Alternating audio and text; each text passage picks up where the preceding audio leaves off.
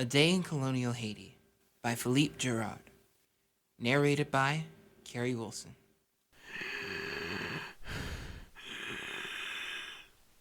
5 a.m. The doctor treats a sick child.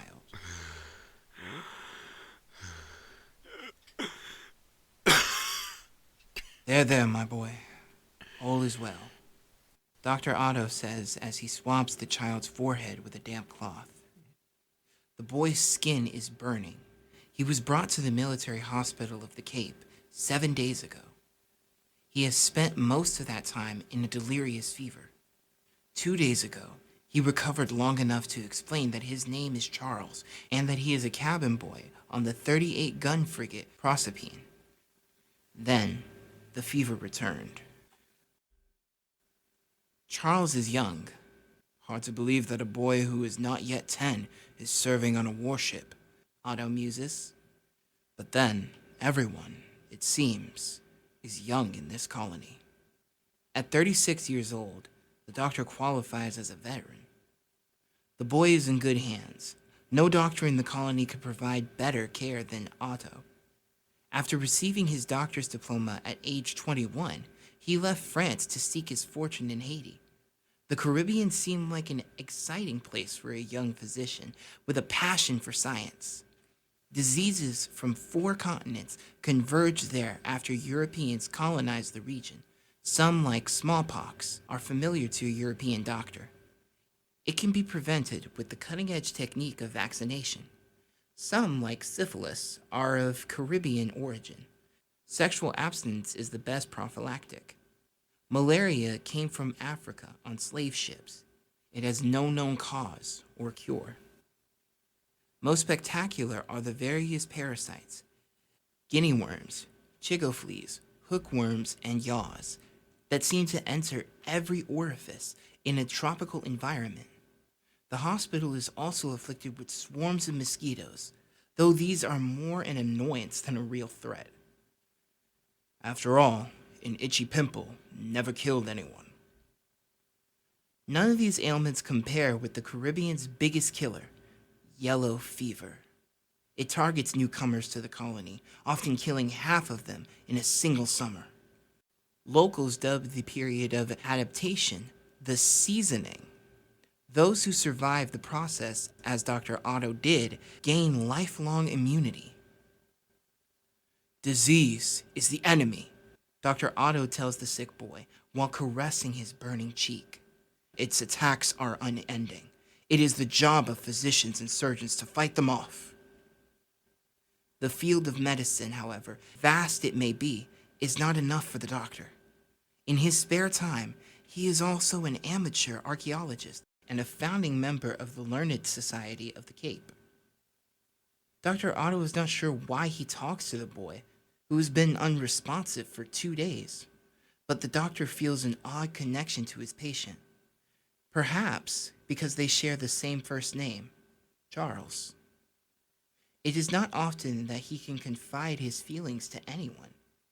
It feels good to let his guard down for once. The doctor's first years in Haiti were hard. His medical training did not cover tropical pathologies, so he had to relearn everything. Local Creoles made for deathly dull conversation. French newcomers were little better, and anyway, most returned to France as soon as they made their fortune.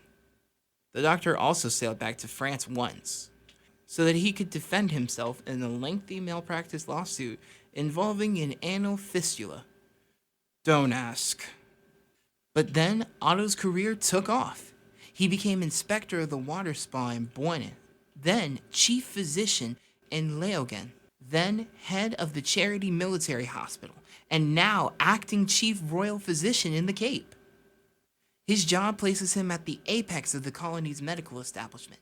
His duties include vetting new doctors to weed out the quacks, monitoring pharmacies to make sure they don't sell poison to slaves, releasing slave ships from quarantine, and making daily rounds at the military hospital. This is what brought him to Charity Hospital this morning.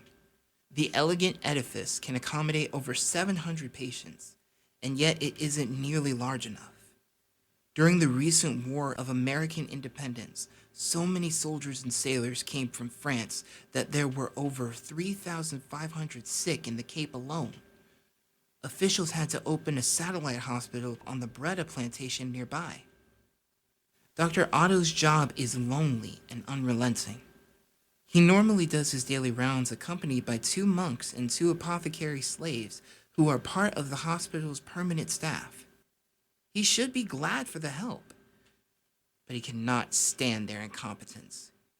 He even suspects the apothecary slaves of deliberately administering the wrong remedies out of spite. Earlier this morning, he dismissed them so he could be alone with the boy. Dr. Arthaud's career is respected and is compensated well, yet he often wonders, what is the point of all this? We spend our time avidly acquiring the means to buy pleasure, He muses aloud. Meanwhile, time passes, organs deteriorate, and passion wilts away. Newcomers often get excited by the lush, exotic flora of the tropics. But where others see luxuriance, Dr. Arthaud only sees death. He longs for the quiet beauty of his hometown in northeastern France. The countryside of Haiti doesn't inspire like the one in Europe, he tells the boy. A sensitive soul is never moved by pleasure. Instead, it only sees pain, servitude, and tyranny. I can't believe I said this out loud. It is not wise to speak ill of slavery, even to some comatose boy. Dr. Arthaud gently presses a damp cloth to the boy's head. Enough of this. No time to indulge in another bout of melancholy this morning. The boy needs help. The doctor runs through a mental list of symptoms. Delirium, insomnia. These are to be expected given the intensity of the fever. The patient is also bilious and occasionally vomits a dark, thick vomit mixed with blood. That is worrisome. Could this disease be the dreaded disease that the Spanish call vomito negro? The patient's skin is pale, but Dr. Arthaud can detect a faint yellowish hue under his sunken eyes. If it becomes more pronounced, it means that Charles is indeed suffering from yellow fever. Yellow Jack, mal de Sem, Barbados distemper. The disease's names are almost as numerous as its victims. If the diagnosis is correct, this is very bad news. It is only April. Yellow fever hits hardest during the summer months. Charles could be the first of many. Dr. Arthaud is a logical man.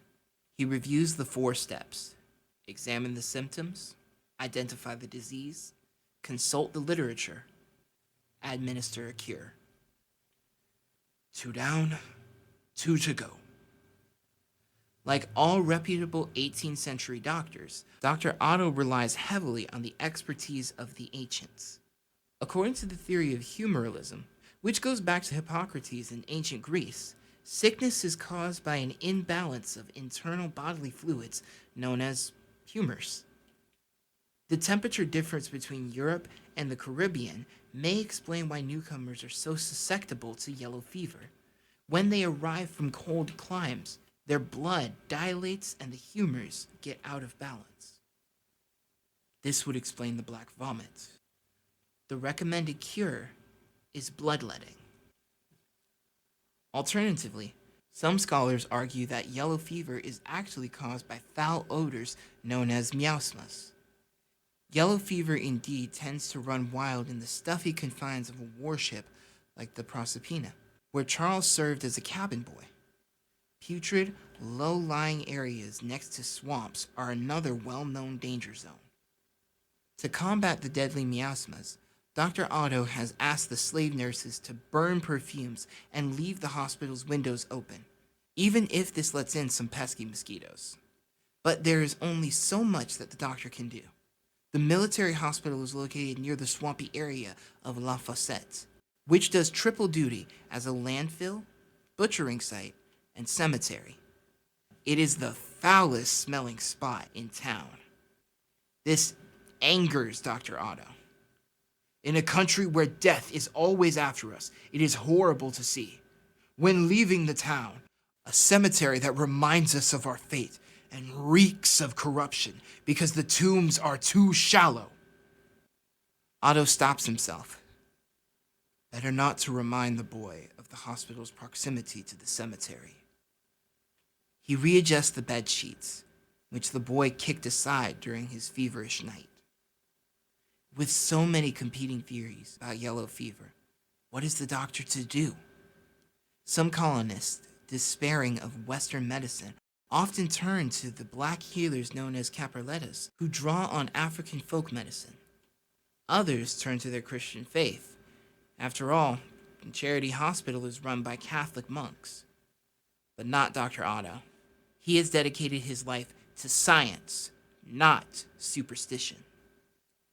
He could try so-called heroic remedies, a code word for experimental techniques that are often painful and dangerous, such as placing a red-hot fire button on a patient's skull to shock the brain back into consciousness. But not today. Not yet. The boy has suffered enough already.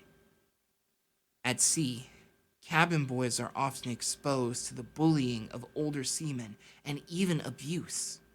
Their job itself isn't easy. Among other things, they bring gunpowder to gun crews during the heat of battle. The boy probably saw his fair share of violence during the last war. Poor thing. The sky to the east is starting to lighten. The moment right before dawn, in the doctor's experience, is when many patients die. Why? Yet another medical mystery. Suddenly, the boy bolts from his bed as if possessed. He leans forward, grabs the doctor's arm, spits, and throws up a deluge of foul vomit that drenches the doctor in black blood. The boy falls back on his bed. More black vomit oozes from his mouth while his legs shake spastically. He wheezes and coughs as if choking on his own vomit. Then he stops breathing altogether. Dr. Otto pats the boy's yellowish cheeks and talks to him, trying to elicit a response. Nothing. Charles stares at the ceiling without a word, his eyes wide open. One more dead patient in this cursed colony. Surely not the last. A note from the historian. Like all the characters in this book, Dr. Arthaud and the boy Charles are real people. The death of the cabin boy was mentioned in an entry of the doctor's daily medical log at the military hospital of the Cape. Despite the best efforts of Dr. Arthaud, 180 people died in the Cape during a 2-week epidemic outbreak in August 1784.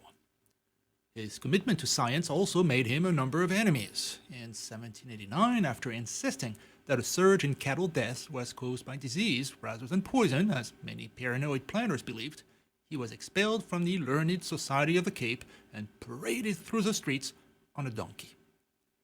Disease continued to afflict the colony. The 1791 to 1804 Haitian Revolution succeeded in part because rebel slaves were less susceptible to yellow fever than the European soldiers sent to re-enslave them. It was not until the late 19th century that a Cuban doctor correctly described yellow fever as a mosquito-borne virus. This book is available on Amazon as an audiobook, a Kindle ebook, a paperback, and a hardback.